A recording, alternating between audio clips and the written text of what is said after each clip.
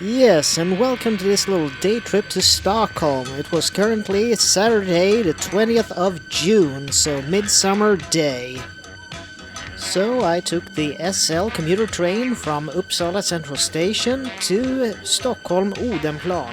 Normally this train also goes all the way to T-centralen, but I decided to just go up at Odenplan, which I think is a little bit more of a nice station. It's not as crowded as T-centralen. But anyway, a couple of escalators later and we will be shortly out on the street level again. And this video is also a little bit of a test for me because it's the first time I am editing in DaVinci Resolve.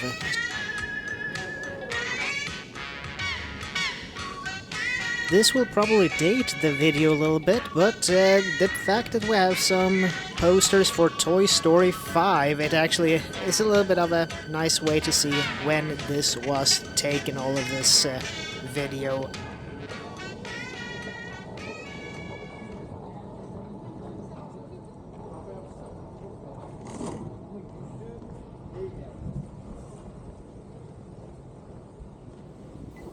The final escalator and we will be out on street level.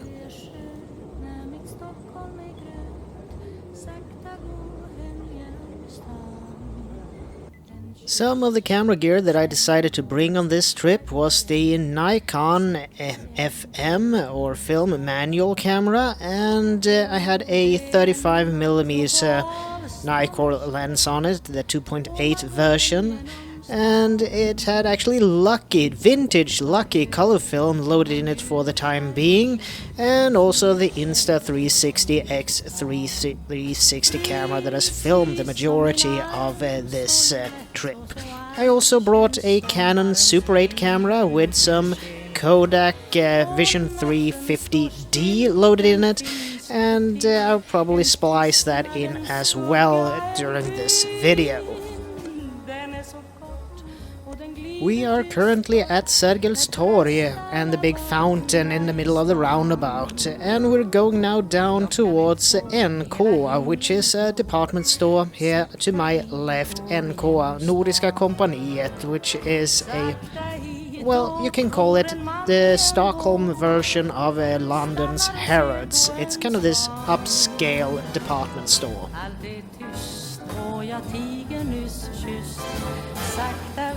Går genom stan på Västerbron I den himmelska ron en spårvagn går ensam och tom alla hus målar natten I ljus hemligt går träden I blom.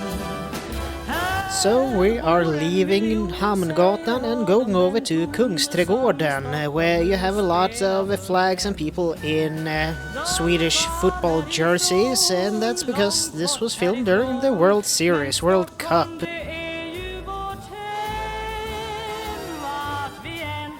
Forumdammen, a landmark within Kungsträdgården. It's also famous for during the spring with all the cherry blossoms that are lining the sides of the park.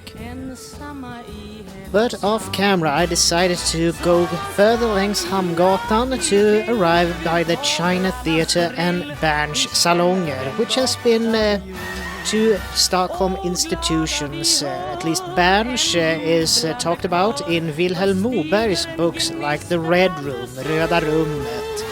So yeah, just going through the park here now, taking some images of Berns.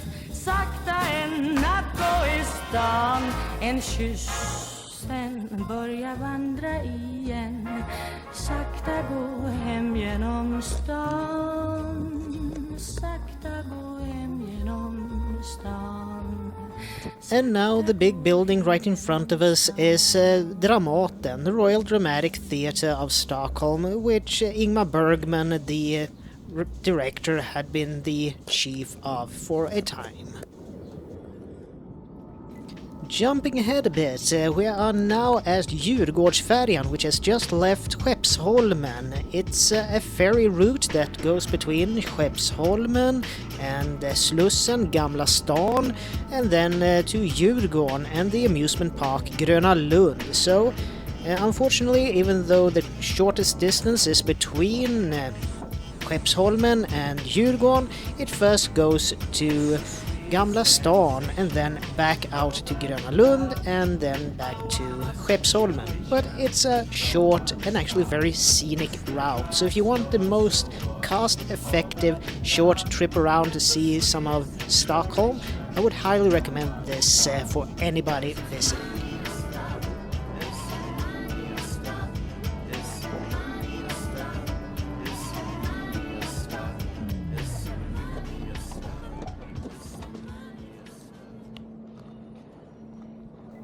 Well, even though Djurgården might be mostly famous for the amusement park Gröna Lund to the right of me here and its hockey and soccer team, football team of the same name, you have also a great deal of museums and also some very famous great restaurants like Värdshuset Ulla Vinblad and Hasselbacken. But we're now outside the Wreck Museum to the right, and right in front of me the Viking Museum, but both of them are, you need to pay for the visit, but I'm gonna show you a little bit of a hidden gem here at Djurgården. There are actually two of them, but it is open every Saturday at odd weeks, and it is this, Dyktankhuset. Compared to the majority of museums here at Djurgården, this one is it is free entrance, so you can just go in and have a look, which I'm gonna go and do now and bring you along with me, so you can see this is really something special.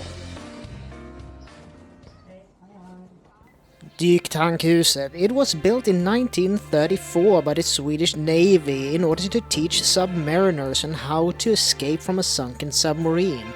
In 1979, the house was actually scheduled for demolition because the Navy didn't have any use for it anymore, but a organization called SDF, or Svensk Dykhistorisk Förening, decided to save the house and turn it into a museum. So this is a dive history museum.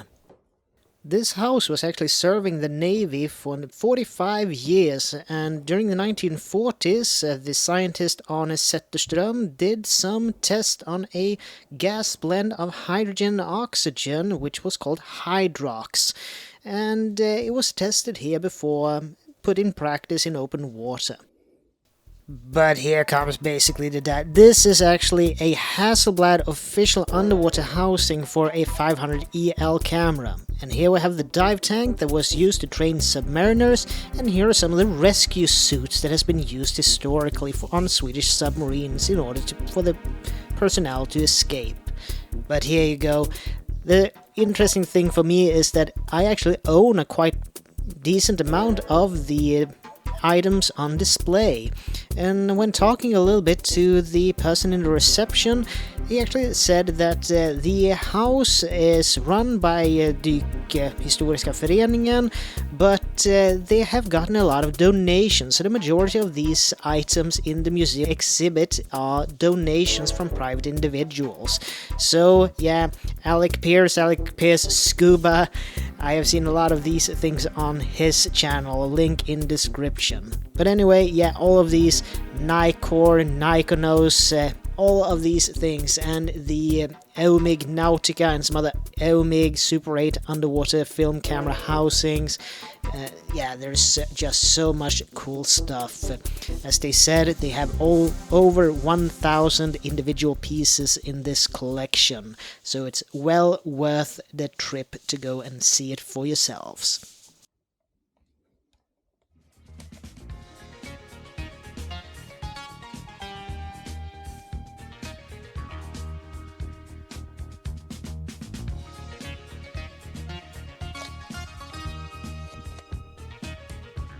Another part of the exhibition is also this impressive collection of vintage and modern rebreathers. It goes all the way from old military style to recreational style rebreathers of all shapes and sizes, and you really get an appreciation on how far the sport has come.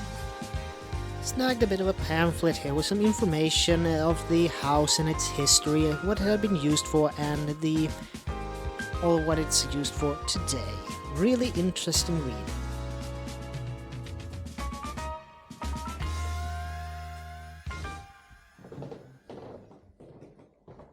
One of the most interesting, in my opinion, items in the exhibit is this Doppingen 2, a one-man mini-submarine that was constructed and built by inventor Jörgen Lantz, which is a Swedish inventor who is also basically the father of computer graphics.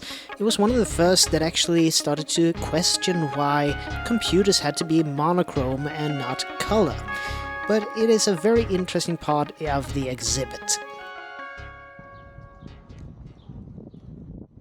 Well, outside again. Well, I was planning to do this also as a bit of a museum trip, the icebreaker st.Erik, which I have shown before in this channel, but I thought it was a good second stop. But unfortunately, since this was a red day, the midsummer day, it was actually not open for tours today, unfortunately, but you can still enjoy it from the outside. But if you visit Stockholm any other day, this is actually also a part of the Maritime Historic Museum that is free to enter and visit. It is both the icebreaker st.Erik, which was Sweden's second icebreaker, and is actually just a few years younger than the Titanic. So you can, if you're interested in Titanic and its history, you have here the opportunity for free to visit a icebreaker of the same vintage. The same goes for the lighthouse ship Finngrunden, the red one you see right in front of me. And to the left you can actually see the Vasa Museum.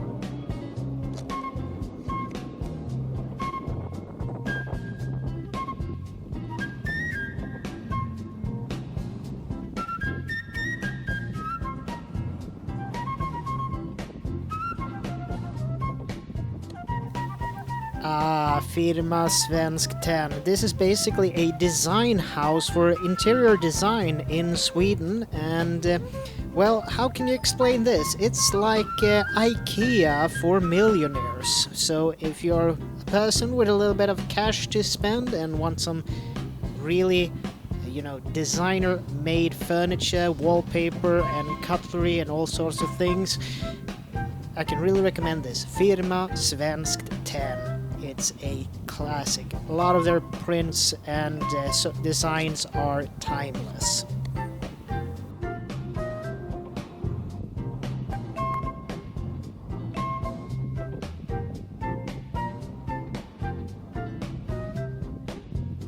decided to head back towards Odenplan to take the train back towards Uppsala. The National Weather Service SMHI, or SMHI in Swedish, had proclaimed that the weather was going to turn bad with thunder and so on.